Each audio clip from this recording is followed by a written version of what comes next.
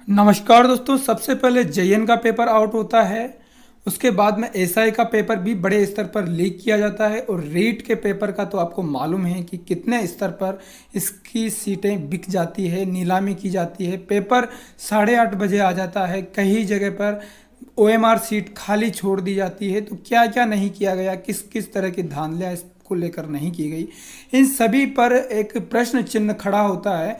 और साथ के साथ हम इस पूरे वीडियो में बात भी ये भी करेंगे कि पेपर लीक नहीं होगा, इसकी गारंटी मुख्यमंत्री जी ने दी है तो क्या, किस आधार पर दी है, क्या कहा है मुख्यमंत्री जी ने, और क्या सख्त कदम सरकार उठाने जा रही है इन सब को लेकर। तो इन सब को लेकर हम चर्चा करेंगे। दोस्तों, एग्जाम बत्ती चैनल पर अगर आप नए हैं तो चैनल को सब्सक्राइब करें ताकि लेटेस्ट अपडेट सबसे पहले आपको मिल सके। दोस्तों, यहाँ पर काफ़ी सारे कयास लगाए जा रहे हैं। जैसे कि अरेस्टेशन की बात करें तो कितने लोगों को इस मैटर में अरेस्ट किया गया अब तक। काफ़ी सारे कॉन्स्टेबल्स इसमें सामने आए हैं कि पेपर को किस तरीके से लीक किया गया है। यहाँ पर काफ़ी लोगों के नाम भी हैं, बत्तीलाल मीणा का नाम भी काफ़ी चर्चित रहा है। तो काफ़ी बड़े स्तर पर प्रोटेस्ट भी किया गया है कि इसकी सीबीआई जांच हो और जो भी दोषी हैं उनको कड़ी से कड़ी सज़ा दी जाए, उनको अरेस्ट किया जाए और उनको परमानेंटली डिबार्ड कर दिया जाए एग्ज़ाम से, या कोई सा भी एग्ज़ाम उससे डिबार्ड कर दिया जाए। साथ ही साथ इनको, अगर ये जो पेपर लीक कराने वालों में अगर कोई गवर्नमेंट एम्प्लॉय है तो उसको परमानेंटली टर्मिनेट कर दिया जाए उसकी सर्विस से। अगर किसी ऑर्गेनाइजेशन या स्कूल का या संस्था का इसमें नाम है तो उसको परमानेंटली उस बैन कर दिया जाए, उस पर बैन लगा देना चाहिए। लेकिन गवर्नमेंट की तरफ से इन सभी पर कोई कदम नहीं उठाए जा रहे हैं, बल्कि इसको एक तरह से लीपापोती की जा रही है और खाना पूर्ति की जा रही है कि हमने इतने लोगों को गिरफ्तार कर दिया, उन पर छोड़ दिया जाता है। और साथ के साथ ही हम बात करें तो क्या कड़े एक्शन लिए गए। यहाँ पर हाल ही में जो राजस्थान कर्मचारी चयन बोर्ड है उनकी तरफ से भी एक लिस्ट जारी की गई है जिसमें डिबार्ड कैंडिडेट्स हैं उनकी लिस्ट है, कितने उन कैंडिडेट्स को आगामी एग्जाम से डिबार्ड किया गया है। अब इसमें कोई, मेरे को तो बहुत बड़ा औचित्य या आश्चर्य भी नहीं है कि ये पहली बार हुआ है, लेकिन इसमें सख्त बात ये होनी चाहिए थी कि इनको डिबार्ड करने के साथ ही कड़े से कड़े प्रावधान होने चाहिए थे। इनको बकायदा कैद भी होनी चाहिए थी, सज़ा का प्रावधान होना चाहिए था। और साथ के साथ ही इनको इनसे जुर्माना लगाया जाना चाहिए था, अच्छा खासा जुर्माना, 2 से 3 लाख रुपए का जुर्माना मिनिमम होना चाहिए था।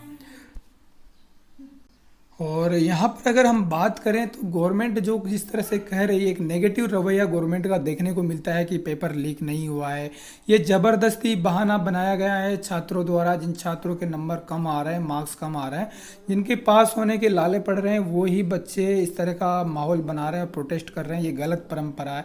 तो गवर्नमेंट को अपने आप पे एक ज़मीनी स्तर पर झांक कर देखना चाहिए कि किस स्तर पर पेपर लीक हुआ है। गवर्नमेंट अगर अपनी नाकामियों को छुपाने की कोशिश कर रही है तो ये बिल्कुल गलत है।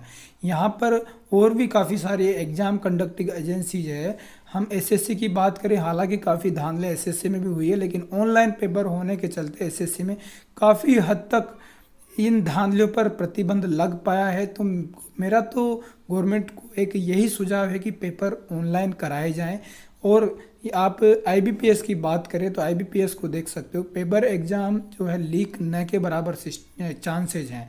तो यहाँ पर ज़्यादा सिक्योरिटी है और यहाँ पर एक अच्छी तरह से आप हैंडल कर सकते हो सिचुएशन को। साथ के साथ ही ये ऑनलाइन एग्ज़ाम का जो पैटर्न है, ट्रेंड आजकल चल रहा है, ये बहुत ही ज़बरदस्त है, क्योंकि आप प्रॉपरली इसको मॉनिटर कर सकते हो हर तरीके से। हालांकि धांधलियाँ इसमें भी होती है, लेकिन बहुत हद तक लगाम लगाई जा सकती है। जैसे कि फर्जी अभ्यर्थी को इसमें नहीं बिठाया जा सकता, क्योंकि बायोमेट्रिक होगा, उसके आइरिस टेस्ट होगा, यानी उसकी जो आइज है उनको डिटेक्ट किया जाएगा। ये सब, इन सब की वजह से फर्जी कैंडिडेट नहीं बिठाए जा सकेंगे। और साथ के साथ ही अगर हम बात करें यहाँ पर, तो ऑनलाइन में पेपर लीक कैसे होगा, क्योंकि पेपर तो ऑनलाइन है, उसी वक्त स्टार्ट हो जाएगा और 2 घंटे में सबमिट भी हो जाएगा। तो इसको आप किस तरीके से आउट कर पाओगे, लीक नहीं कर पाओगे। साथ के साथ यहाँ पर इम्पोर्टेंट बात ये भी है कि ये सीसीटीवी कैमरे की निगरानी में होना चाहिए, क्योंकि कंप्यूटर लैब्स जितनी भी है उनमें सभी में सीसीटीवी कैमरे लगे रहते हैं, तो यहाँ पर पेपर में धांधलेबाजी होने के चांसेस बहुत कम हो जाते हैं। साथ के साथ ही जो नेगेटिव मार्किंग नहीं है, ये भी एक गलत इंप्रेशन देता है। काफ़ी बच्चे ओएमआर सीट को ब्लैंक छोड़ देते हैं और बाद में उसको फिल करवाया जाता है जो कुछ असामाजिक तत्व उनके द्वारा।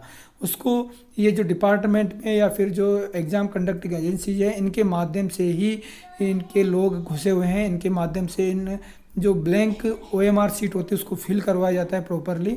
तो यहाँ पर मैं ये भी कहूँगा कि नेगेटिव मार्किंग भी होनी चाहिए, ताकि जो भीड़ भाड़ वाला एटीट्यूड है वो ख़त्म हो जाए और एक अच्छे से सिस्टम से जो तैयारी करने वाले अभ्यर्थी हैं वो ही सिलेक्शन के करीब पहुंच पाएँ, बाकी के तो साइड में हो ही जाएंगे। तो ये सब मैं सरकार से उम्मीद करता हूं कि आने वाले बहुत ही कम समय में इस तरह का एटीट्यूड लेकर आएँ, क्योंकि काफ़ी हद तक ये एग्ज़ाम लीक होने का जो प्रकरण देखने को मिल रहे हैं इस पर लगाम लगा सकते हैं। अदरवाइज़ गवर्नमेंट कितने भी आश्वासन दे, पेपर लीक होते जाएंगे। आपने देखा होगा राजस्थान में एक भी एग्ज़ाम ऐसा नहीं है जिसका पेपर लीक नहीं होता हो। जेईएन का पेपर लीक होता है, जो कि दिसंबर 2020 में इसका एग्ज़ाम था। उसके बाद में 2020 में ही इसका एग्ज़ाम था। उसके बाद में पेपर लीक हो गया और दोबारा से पेपर को कराया गया सितंबर 2021 में। उसके बाद भी पेपर के लीक होने की जो धांधली देखने को मिली है, बच्चे इसके बाद भी प्रोटेस्ट कर रहे हैं कि पेपर लीक हो रहे हैं।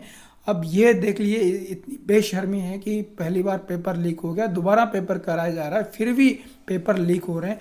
ठीक है, जेईएन का पेपर लीक हो गया, उसके बाद में एसआई के पेपर को बेचा गया बाकायदा। उसके पेपर को लेकर बच्चों ने काफ़ी सवाल खड़े किए हैं। रीट के पेपर की धांधली नीलामी आपने सरेआम न्यूज़पेपर वगैरह में देखी है, किस तरीके से कोई ब्लूटूथ डिवाइसेज लेके जा रहा है, तो कोई किसी के पास पेपर पहले ही पहुंच रहा है। किस किस तरह की धांधलियां ना हुई है, तो ये बहुत एक प्रश्न चिन्ह गवर्नमेंट पे खड़ा करता है। अगर गवर्नमेंट को चाहिए, सरकार चाहे कि जो ये चयन प्रक्रिया है, भर्ती प्रक्रिया है, एक पारदर्शी तरीके से हो, तो गवर्नमेंट को इस पर सख्त से सख्त कदम उठाने पड़ेंगे। जो भी इसमें इन्वॉल्व है उनको सीधे के जेल में डाल दिया जाए, ताकि ये इन लोगों की हिम्मत ना हो और दूसरे जो लोग हैं असामाजिक, उनकी भी हिम्मत टूट जाए। इनको बुरी तरह से ब्रूटली इनको सप्रेस करना पड़ेगा। अदरवाइज़ ये लोग इसी तरीके से एग्ज़ाम को जो पेपर हैं उसको लीक कराते रहेंगे और जो होनहार बच्चे हैं जिनका सिलेक्शन होना चाहिए वो नहीं हो पाएंगे और सड़क